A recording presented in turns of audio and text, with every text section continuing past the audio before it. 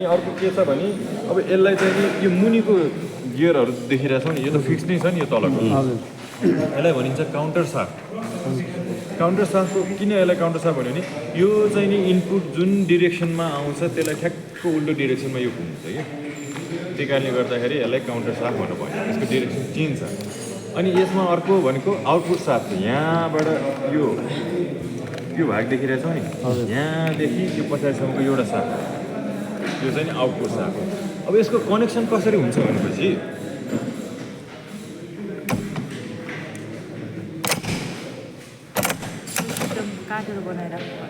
यसको कनेक्सन कस्तो हुन्छ भने जस्तै यहाँबाट पावर आउँछ यो घुमिरहेको हुन्छ यसरी होइन यो घुमिरहेको हुन्छ हेरौँ त सबै यो जोडिरहेछ नि त तलको गियर माथिको गियर तलको गियर माथि गियर जोडिरहेछ काउन्टर साफ्टको गियर र हाम्रो आउटपुट साफ्टको गियरहरू जोडिरहेछ यसलाई भनिन्छ कन्स्ट्यान्ट मेस कन्स्ट्यान्ट भनेको रेगुलर मेस भएर बसेको किसिमको गियर बक्स हो होइन यसमा जोडै हुन्छ है तर हेरौँ त अब यो घुमिरहेछ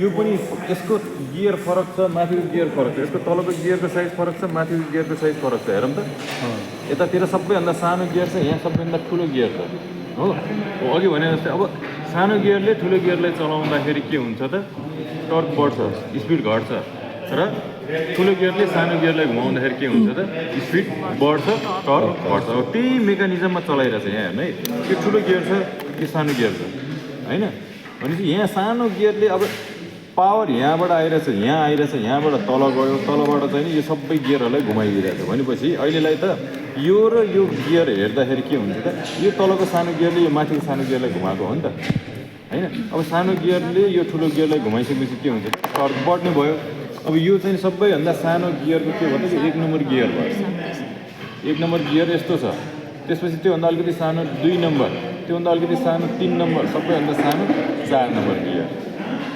है अब गियर बक्समा पनि एउटा ओभरड्राइभ सिस्टम भन्ने हुन्छ आजभोलिको गियर बक्सहरूमा ओभरड्राइभ सिस्टम पनि राखिदिइराखेको छ है ओभरड्राइभ सिस्टम भनेको कस्तो हुन्छ नि सपोज इन्जिनले यो 1 मिनटमा एकचोटि घुमाउँछ भने होइन ओभरड्राइभ सिस्टमले के गरिदिन्छ त त्यसलाई अझ एम्प्लिफाई गरिदिन्छ अझ स्पिड बढाइदिन्छ यो एकचोटि घुम्छ नि त्यो आउटपुट चाहिँ नि एकचोटिभन्दा बढी घुम्छ है त्यो यसको रोटेसन जति छ त्योभन्दा पनि बढी घुमाउनुको लागि भनेर ओभरड्राइभ भनेर भनिन्छ है ठिक छ अब यहाँ गियर बक्सको पनि विभिन्न टाइप्स हुन्छ है sliding mesh constant mesh synchro mesh भने अब यसमा चाहिँ के हुन्छ नि यो भनेको हाम्रो सिङ्क्रो मेस गियर बक्स हो हामीले गाडीमा चुरा भन्छौँ नि गियर फाल्ने यताउता भने चुरा गयो होला भनेर भन्थ्यो होइन हो चुरा भनेको चाहिँ नि यहाँ सिङ्क्रोनाइजर रिङलाई चुरा भनिन्छ है यसमा गोल्डन कलरको देखिरहेको नि यो है हो यो गोल्डन कलरको चाहिँ नि यो सिङ्क्रोनाइजर रिङ हो यसलाई भनिन्छ सिङ्क्रोनाइजर रिङ प्रत्येक गियरमा राखिदिरहेको हुन्छ ब्याक गियरमा चाहिँ राखेको छैन है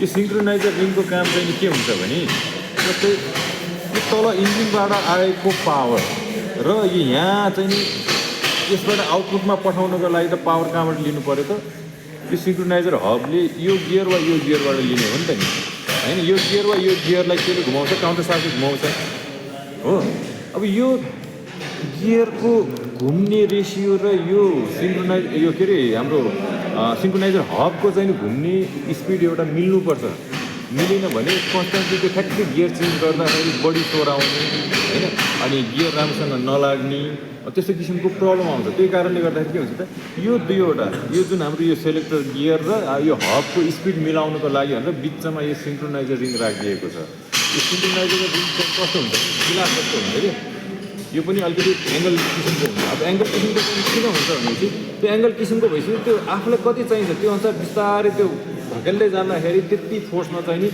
अब जति बढी फ्रिक्सन हुँदै गयो त्यति बढी चाहिँ स्पिड चाहिँ यतातिर ट्रान्सफर गर्ने भयो नि त त्यही अनुसार चाहिँ नि यसको र यसको स्पिड चाहिँ नि सिङ्क्रोनाइज हुने हुन्छ जसले गर्दाखेरि यो चलाउँदाखेरि पनि इजी मुभमेन्ट हुन्छ कि गुड्दै गर्दाखेरि पनि तर पहिलेको ट्र्याक्टरहरू यताउता के हुन्छ गाडी रोकेर गियर चेन्ज गरेर बल्ल कुदाउनु पर्थ्यो नि त होइन हो त्यो किसिमको सिस्टम त हामी अब आजभोलिको गाडीमा त त्यो किसिमले त चलाउनु सकिँदैन गाडी रोक्ने गियर चेन्ज गर्ने अनि जाने त कुरा आउँदैन होइन हो त्यही कारणले गर्दाखेरि यसको दुईवटा बिचको स्पिडलाई सिङ्क्रोनाइज गर्नको लागि यो सिङ्क्रोनाइजर रिङ राखिदिएको अब गाडी गुड्दै गर्दाखेरि के हुन्छ भने यस्तो घुमिबस्छ नि त यतातिर क्लच प्लेट लाग्छ होइन। यो क्लच प्लेट लाग्छ अनि अगाडिको भागमा इन्जिनमा अब फ्लाइव्हिल र प्रेसर प्लेटले क्लच प्लेटलाई समात्ने काम गर्छ। हामीले जब क्लच थिच्छौँ त्यो बेलामा के हुन्छ भने प्रेसर प्लेटले क्लचलाई छोडिदिन्छ। छोडिसकेपछि यो क्लच प्लेट फ्रिली घुम्छ होइन। फ्रिली घुम्नुको कारण के हो भनेपछि अब गाडी त बुढिराखेपछि त यतातिर पनि त पावर आइरहेको हुन्छ नि क्लचसम्म होइन। हो त्यही कारणले गर्दाखेरि अब इन्जिनबाट आएको पावर यसमा पठाउने र कन्टिन्यू र डिस्कन्टिन्यू पावरलाई चाहिँ गरिदिने काम क्लच प्लेटले गरिदिन्छ। ठिक छ। अब के हुन्छ भने अब यसमा गियरलाई कसरी लाग्छ त हामीले लिभर मेकानिजम राखिदिइरहेछौँ नि यता होइन। अब यसको कस्तो हुन्छ नि यहाँबाट आएको पावर यता जान्छ, यहाँ त कन्स्ट्यान्टली गएकै छ, यो तलसँग जोडेकै छ होइन। भनेपछि इन्जिनबाट यो क्लच प्लेटको थ्रुबाट यहाँ आएको पावर जतिखेर पनि आइरहेछ भने यो तलको काउन्टर साफ्ट त एनी टाइम घुमि नै रहेको हुन्छ हो। अनि अर्को के हुन्छ भने यो गियरहरू हुन्छ नि यो गियर अनि यता पछाडिको गियर हो। यो तिनवटा गियर चाहिँ के हुन्छ एनी टाइम घुमि नै बस्छ है। त्यसमा चाहिँ नि कुनै पनि यसबाट पावर बाहिर जाँदैन सेलेक्सन नगरेसम्म। अब यो पछाडिको साफ्टसँग लिङ्क भएको चाहिँ नि यो सेलेक्टेड हब यो दुईवटा हुन्छ कि यसमा। यो सेलेक्टेड हब घुम्यो भने मात्र बल्ल यहाँबाट आउटपुट जान्छ, यो घुमेन भने चाहिँ नि आउटपुट जाँदैन। जबसम्म हामीले न्युट्रलमा राख्छौँ त्यो बेलामा के हुन्छ नि यसरी सेलेक्सन हुँदैन। जस्तै मैले यो गरेँ नि यो त सर्यो नि यता होइन। यो सर्नु भनेको के हुन्छ नि यो सर्दाखेरि योसँग लिङ्क भयो नि, योसँग लिङ्क हुँदाखेरि यताको पावर यसले लियो अनि त्यसपछि के हुन्छ यो जति स्पिडमा घुम्छ यो पनि त्यति नै स्पिडमा घुम्ने भयो। अनि यो घुमिसकेपछि यसको पावर फेरि आउटपुट साफ्टबाट आउने भयो। यसमा पनि बिचमा स्प्लाइनहरू राखिदिरहेको हुन्छ। यो हब बस्ने ठाउँमा यो हब बस्ने ठाउँमा यो हब बस्ने ठाउँमा स्प्लाइनहरू हुन्छ, दाँतीहरू यस्तै किसिमको दाँतीहरू राखिदिरहेको हुन्छ। अनि यो ठाउँमा खप्प अड्किन्छ। जसरी क्लच प्लेट घुम्छ त्यसरी नै यो पनि त्यसरी नै अड्काएर राखिदिरहेको हुन्छ। ठिक छ। अब यो सेलेक्सन चाहिँ कसरी हुन्छ भने हामीले सेलेक्ट गर्दाखेरि हामीले जुनमा सेलेक्सन गरिदिउँ उसले चाहिँ नि त्यो गियरबाट पावर लिने काम गरिदिन्छ। 1 नम्बरकोमा सेलेक्सन गरिदियो भने यहाँबाट आएको पावर 1 नम्बर गियरबाट उसले लिएर अनि बल्ल पठाइदियो। 2 नम्बरमा गरिदियो भने यतातिरकोमा सेलेक्सन हुने भयो होइन। यहाँको पावर आएर यसमा जाने भयो। तर दुईवटा गियर एकैचोटि लाग्यो भने अब यो घुम्दैन, जाम भइदिन्छ, घुमाउनु सक्दैन यो चाहिँ है। ठिक छ। बुझ्यौ नि किनभने दुईवटाको टर्क फरक हुन्छ, स्पिड फरक हुन्छ। एउटै साफले दुईवटा स्पिड दिन सक्दैन, दुईवटा टर्क ह्यान्डल गर्न सक्दैन। त्यही भएर यसले गर्दाखेरि इन्जिन पनि बन्द भइदिन्छ। कहिलेकाहीँ हुन्छ है गियरमा लाग्ने बित्तिकै इन्जिन अफ हुन्छ किनभने यहाँ बिचमा केही मेकानिजमहरू हुन्छन् होइन। त्यो मेकानिजमहरू छुट्यो भने चाहिँ नि दुईवटा गियर एकैचोटि लाग्न सक्छ। ठिक छ।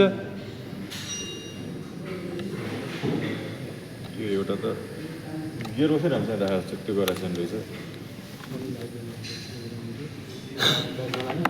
गियरै नलाग्ने यो साफ्टै उल्टो गरेर